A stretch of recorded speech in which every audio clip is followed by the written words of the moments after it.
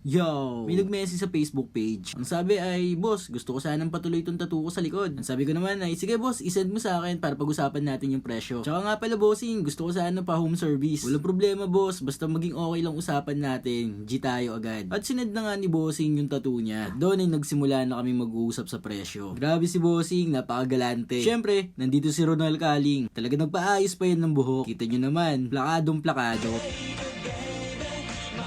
Pakilala ko nga pala siya sa inyo mga boss. Ronel Kaling nga pala. Minsan kulot, pero puso mo'y titibok. Sa aming lahat, siyang pinaka-pogi. Siyang pinaka-drunking master namin. Nandito na kami kinabossing. Nag-setup na kami. At ang artist for today ay si Ferdinand. Sobrang husay nito, kaya pwede yung i-check yung gawa niya. Matawa-tawa lang yan, pero napakalupit niyan. Lalo na din si Bossing Ronel. At shoutout muna natin ang sponsor namin. Isa sa pinaka-malulupit na stencil sa Pilipinas, Team Electro Stencil Primer. Grabing editing yan, may pakidlat-kidlat pa. At eto na si Bossing Ferd, dinalagay niya na ang Team Electro. Kaya naman maraming salamat sa Team Electro sa laging pagsuporta sa amin. Nga pala mga boss, bawat isa sa amin ay merong mga sponsor. Kaya naman maraming salamat sa mga sponsor na sumusuporta sa mga gawa namin, na laging nagtitiwala. Kaya naman bilang pasasalamat ay lagi namin gagalingan sa bawat gawa namin. Syempre, tunay na matitikas yung mga sponsor namin. At eto nga pala ang napiling design ni Bossing. Isang dragon na nagsisimbolo ng power. Pansin naman kung gaano kakapit ang Team Electro. Kaya naman boss, kung gusto mong gamitin yung Team Electro, available yan sa Lubao Ink Tattoo Supply. Hindi lang kami tattoo studio, may maliit din kaming tattoo supply. At syempre, pangarap din namin lumaki to. Kaya naman pagsisikapan namin to. Nagsisimula ng maglinya si Bossing Bird. Isang 18RL para dito sa makapal na linya na to. Lagi nyo lang tatandaan na kapag lumalaki yung needle nyo, lumalakas ang voltage nyo. Para naman baon na baon yung linya nyo. Si Bossing Ronel dito, tamang chill lang siya. Kasi naman si Bossing talagang nagpainom pa. Tulad ng sinabi ko, si Bossing Ronel Kaling ay siyang drunking master namin. Kaya paniguradong hindi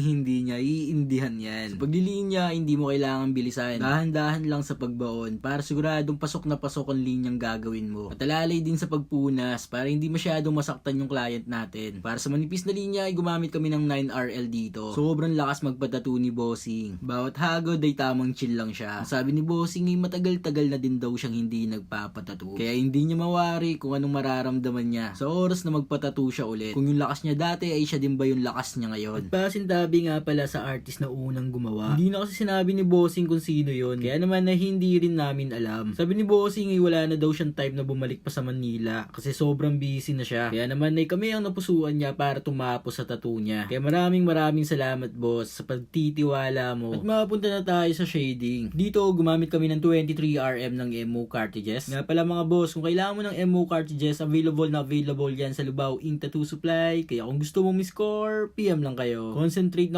talaga si Bossing Bird. Yun talaga yung sikreto. Para makagawa ka ng isang magandang pyesa ay kailangan mong mag-focus. Gumamit din pala si Bossing ng naming cream dito kasi iniinda niya na talaga yung sakit. Buti na lang may baon kaming naming cream para sa oras ng pangangailangan ay meron kang makakapitan. Kaya naman para sa mga bossing natin dyan na nagbabalak magpatattoo ng malaki, huwag kang magalala, merong naming cream na magliles ng sakit na mararamdaman mo. Pero kailangan mo din malaman boss na hindi niya 100% na maaalis yung sakit. Kumbaga ay babawasan niya lang yung sakit. Ginagamit to para tumagal ka sa session. Baka kasi isipin ng mga bossing natin dyan na 100% mawawala yung sakit. Hindi boss. Meron silang ginagawa ngayon na papatulugin nila yung client. Pero anesthesia pa din yun. Ginagawa na yun international. Kaso sobrang mahal nun. Alam nyo to kasi nag-trending to. Yung international na rapper ay nagpa-cover up siya ng tattoo. At yun ang ginawa niyang procedure. At mga boss, gumastos lang naman siya ng $200,000.